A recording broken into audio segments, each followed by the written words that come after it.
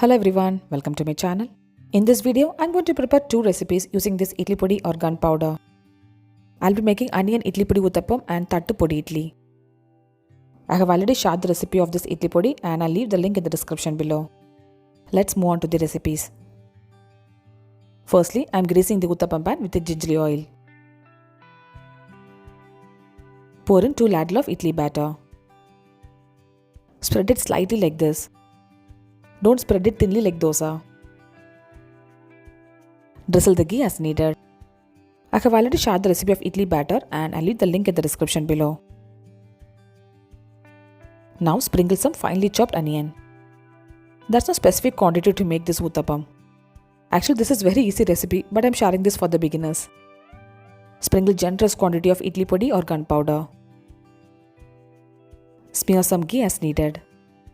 Uttappam will be delicious if we add more ghee in it.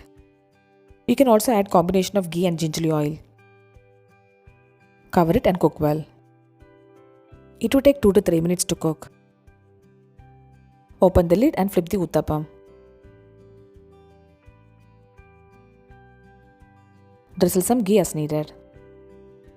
Cook it for 2 to 3 minutes and remove it.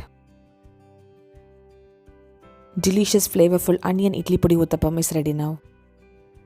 Next, I'm going to make thattu podi idli. Add in the idli batter into the greased thattu idli mold. I have already shared the recipe of thattu idli and I'll leave the link in the description below. You can also make regular idli instead of thattu idli. Steam it for 10 to 15 minutes or until cooked. Steamed thattu idli is ready now.